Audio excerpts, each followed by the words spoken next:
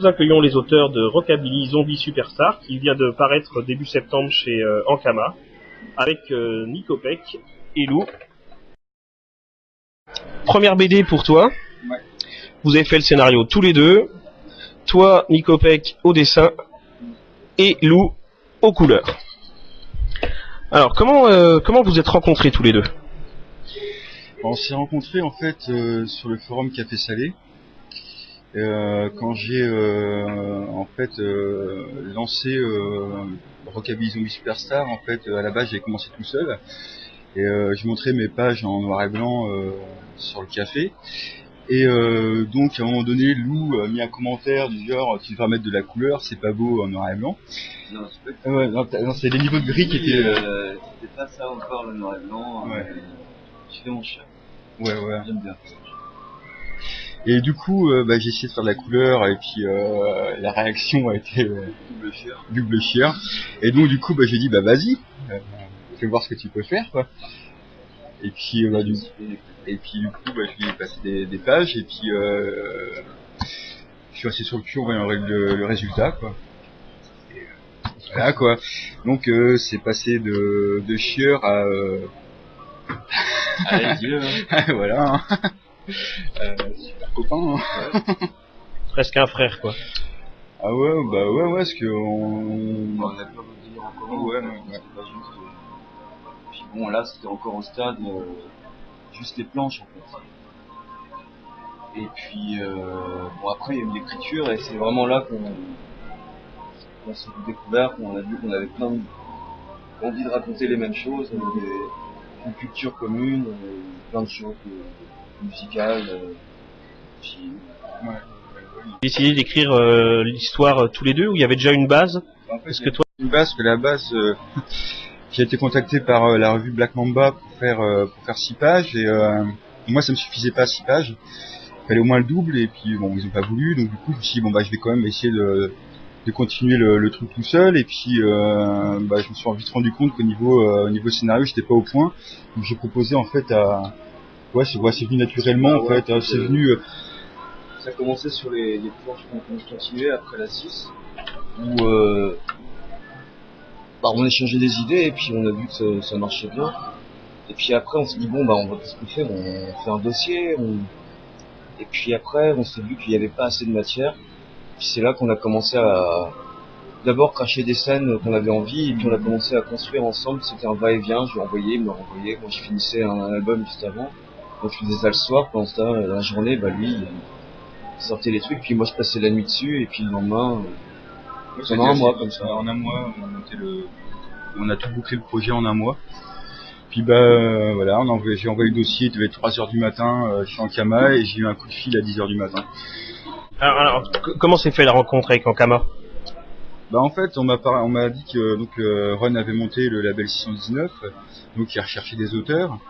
Et je me suis dit pourquoi pas, donc j'ai envoyé le dossier vers 3h du matin. Puis ça leur a plu, donc à 10h du matin j'ai eu un coup de fil, donc il fallait qu'on monte à Roubaix pour les rencontrer et discuter contrat et tout ça quoi. Donc ça s'est fait vraiment en un mois de temps. C'était très à la maison. Ouais. Et là l'album était totalement fini ou c'était juste... Non, il y avait 7 pages. D'accord. Ouais, c'est ça. 7 pages. 7 pages couleurs. Et puis le dossier, alors les persos, et puis après tout le blabla autour de l'univers, un bout séquentiel pour voir un peu où on voulait aller. Pas non plus, on n'a pas beaucoup écrit en profondeur, on n'a pas fait un scénar à case 1, il se passe ça, à case 2. On a les scènes, et puis on voit combien on prend de pages pour les raconter. Et puis des fois au dernier moment on fait c'est une bonne idée ça, tu vois pas. Et puis on change un truc, et puis ça évolue, en fait ça évolue tout le temps. On sait où on va, mais c'est pas toujours comment on va amener les choses et puis les idées qui arrivent au dernier. En fait, on la laisse en temps réel. Ouais. Et là vous avez fait 80 et quelques pages, 82. Ouais, 80 parce qu'il y a les pages de présentation. Et marqué à suivre à la fin. Ça veut dire que va y avoir un tome suivant, 3, 4, un seul. L'idée c'est de faire un boutique. Ouais, parce qu'en fait, à la base, on voulait sortir ça en un seul tome. Faire vraiment un gros bouquin, et puis chez Ankama, ils ont préféré couper l'album en deux. En même temps, moi, ça m'a pas dérangé plus que ça. Si ça marche bien, on fait une intégrale, et puis on a un autre volume de 200 pages. Et après, là, aujourd'hui, vous êtes avec un album qui est assez violent, dans un univers très particulier. Amérique, les rockstars, des bons zombies, du sang, du morfle dans tous les sens, des têtes arrachées, etc. Est-ce que ça veut dire que, est-ce qu'on va vous retrouver régulièrement dans ce type d'album, ou est-ce que vous avez un autre style, ou des autres idées, ou des autres, ou est-ce que vous êtes, voilà, est-ce qu'on va dire qu'après, Nicopec et Pilou, c'est des spécialistes des zombies? Non, je pense que ce sera, pour ma part, la seule histoire de zombies. Parce que j'ai envie de raconter d'autres choses. Et donc, j'adore les films de Romero, j'adore les zombies, tout ça, mais c'est fait. On va finir avec le deuxième, et puis on va passer. Moi, j'ai envie de passer à autre chose. J'ai envie de raconter, de faire des clins d'œil à d'autres films, d'autres histoires. J'ai pas envie de m'arrêter aux zombies et puis qu'on me catalogue zombies. Les histoires, ça va évoluer parce qu'il y a plein d'autres choses qui. Après, au niveau peut-être du style graphique et de la façon de faire, de raconter, je pense que ça va rester un peu dans. En fait, on cherche même pas, ça vient tout seul. Donc là, il y a un scoop en fait, parce que vous dites on, ça veut dire que vous allez continuer à bosser ensemble. Ouais. Ah, ils sont d'accord les deux, c'est cool. Et plusieurs projets à l'état embryonnaire c'est sur quoi on veut partir. Vous savez déjà avec quel éditeur ou non, c'est dans le vague? Pour le moment, projet quoi. Pour Rockabilly, on n'avait pas de. On nous a parlé de 619, de BD. On pensait aussi à KSTR. Bon, c'était déjà quand même un peu ciblé, mais plus un état d'esprit qui était ciblé qu'en fait vraiment un éditeur particulier. Ce qui comptait plus, c'était le bouquin en fait. En tout cas, il est de qualité. Hein. Enfin, je veux dire, la présentation et tout. C'est quand même un bel album. Ouais, c'est un bel objet. Ouais. D'accord. Et quel succès vous rencontrez avec cet album? Est-ce qu'il marche bien? Est-ce que déjà vous avez des retours? Il est en vente depuis quoi? 3 semaines? 3 semaines, ouais. C'est un peu tout, je pense. Au niveau des ventes, aucune. Première séance de dédicace là, ou vous en avez déjà fait ailleurs? J'ai fait donc la semaine dernière au Grand Nulle Part à Rouen. Ouais.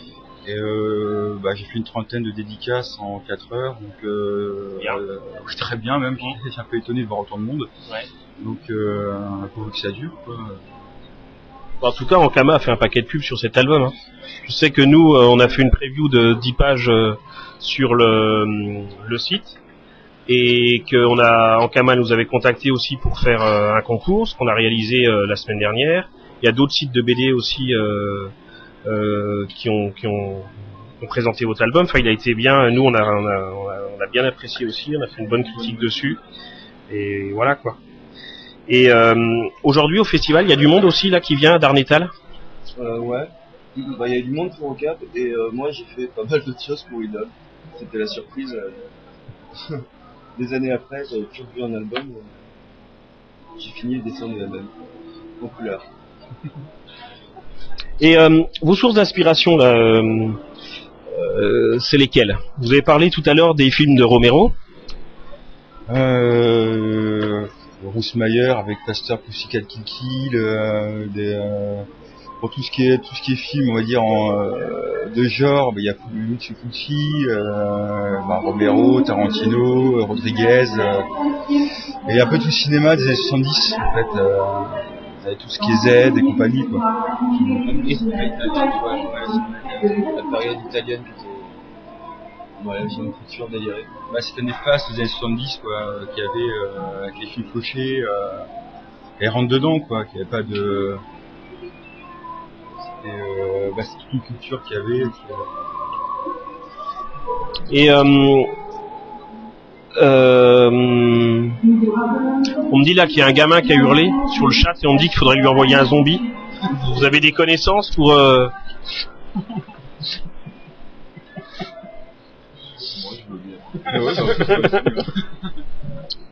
Puis aussi à l'écran on voit que vous faites un peu Halloween tous les deux. Noir et orange. C'est le seul qui était propre. La première fois que vous venez au festival de Darnétal? Ouais. Et à part Lou qui a déjà fait d'autres albums, tu avais déjà fait des séances de dédicaces sur d'autres choses? Et passionné de BD de base? Bah c'est plus l'envie de raconter des histoires hein, que passionné vraiment de BD quoi. Je suis assez difficile pour ce qui est bande dessinée et c'est plus moi je suis plus un mordu de film et donc c'est plus l'envie de raconter des histoires et comme le cinéma faut des moyens alors que là avec un crayon et du papier on peut raconter les histoires quoi. Il n'y a pas d'histoire de censure ou quoi que ce soit donc bah c'est venu naturellement quoi, le dessin pour raconter des histoires. Après il y a des BD qui passent au cinéma. Hein. Le rêve.